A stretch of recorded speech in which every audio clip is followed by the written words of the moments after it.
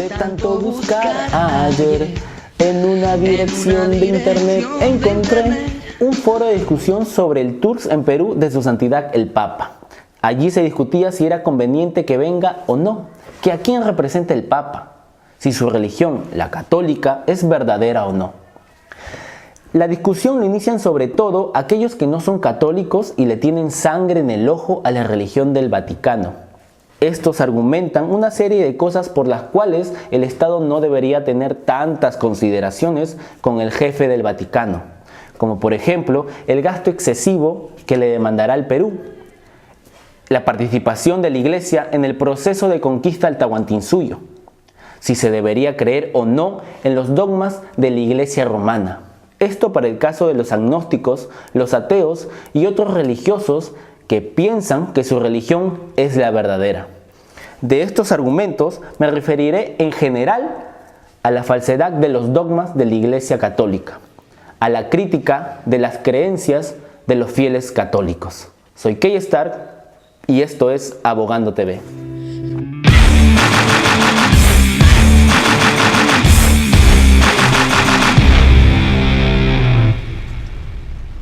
Para empezar, el RAE dice de los mitos lo siguiente. Primera sección, narración maravillosa situada fuera de tiempo histórico y protagonizada por personajes de carácter divino o heroico. A sección 2, historia ficticia o personaje literario o artístico que encarna algún aspecto universal de la condición humana. A sección 3, persona o cosa rodeada de extraordinaria admiración y estima. A sección 4, persona o cosa a la que se le atribuyen cualidades o excelencias que no tiene. Estas acepciones del RAE, al menos al referirse a las religiones o cosmogonías, es completamente errado. Y esto lo digo comulgando con la crítica que le hiciera Marco Aurelio de Negri al filósofo Mosterín, cuando él decía que la utopía equivale al engaño. Y esto lo decimos porque cuando hablamos de creencias, los mitos son verdades. Quizás no me entiendas porque es común decir mitos por fantasías, mentiras. Y es más, aquí mismo hemos utilizado la palabra mito bajo esta definición.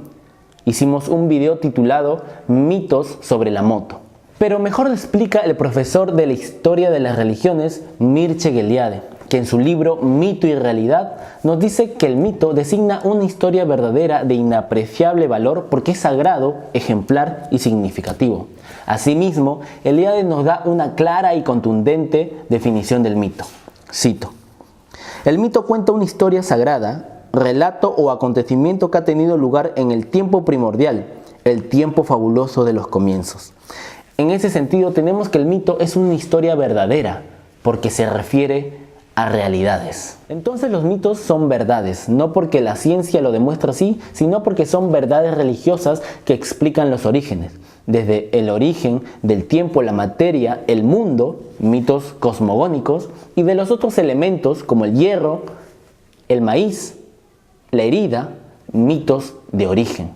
El profesor Eliade cita a Bronislaw Malinowski, quien dice que el mito no es explicación destinada a satisfacer una curiosidad científica, sino un relato que hace revivir una realidad original y que responde a una profunda necesidad religiosa.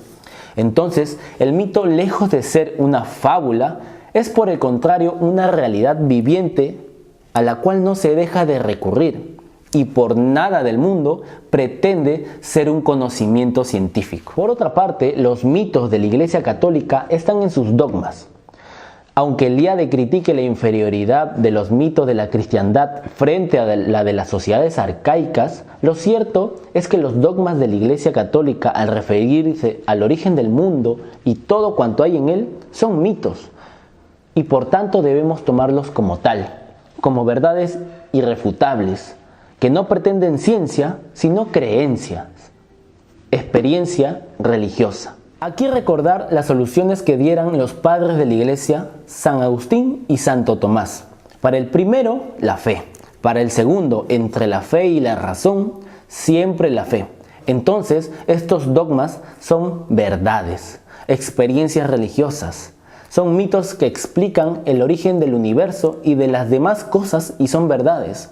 No son conocimientos que tienen que ser probados o no. son verdades irrefutables por la fuerza de la fe de quienes creen en estos dogmas. Así la Virgen María fue virgen para ellos, aunque no haya testimonio posterior que niegue que José haya demandado el deber conyugal. Igual nunca dudarán de la virginidad de María. Eso es irrefutable. Y como bien lo expone Ortega y Gasset en su libro Ideas y Creencias, las creencias son algo verdadero para los fieles, diga lo que se diga. Por consecuente, no se cae en el tiempo ni se debate, como sí pasa con las ideas, relatos, fábulas, cuentos, que sí son debatibles, susceptibles y rebatibles. Entonces es una estupidez atacar las creencias de otros. Y se cae en doble estupidez cuando se duda de los demonios y divinidades de unos fieles a favor de los demonios y divinidades de los propios. De ninguna manera. La crítica tiene que ir por otra parte. No podemos ni ateos, agnósticos y otros religiosos atacar los mitos de la Iglesia Católica, por más que no nos guste, nos parezca ridículo o extravagante. Esa es su verdad, la experiencia de su verdad. Su Dios manda a su emisario, su santidad el Papa, y debemos respetarlo en esta medida conceptual. Después de eso, que no se metan con las arcas del Estado.